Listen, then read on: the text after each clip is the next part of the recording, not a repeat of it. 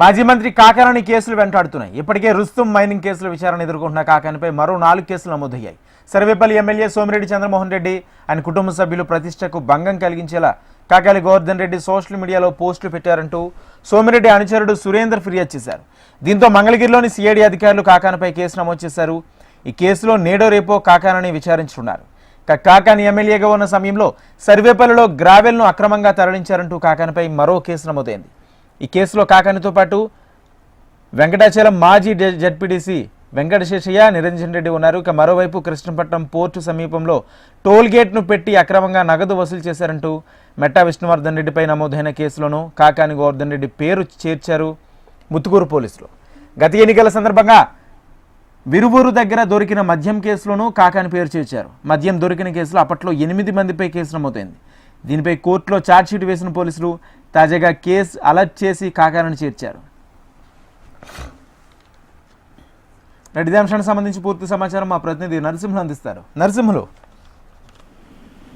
రాజేంద్ర, నెల్లూరు జిల్లాలో మాజీ మంత్రి కాకాని గోవర్ధన్ రెడ్డిపై వరుసగా నమోదవుతున్న కేసులను పరిశీలిస్తే మనకు రాష్ట్రంలో వల్లభనేని వంశీ కేసులు గుర్తొచ్చే పరిస్థితులు కనిపిస్తూ ఉన్నాయి. ఇప్పటికే ఆయనపై డజన్కు పైగా కేసులు నమోదయ్యి ఉన్నాయి.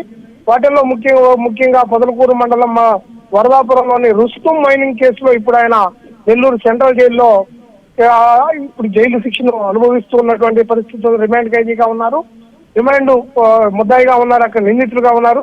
అలాగే ఈ తాజాగా గడిచిన 3 రోజులుగా మరో 4 కేసులు నమోదయ్యాయి.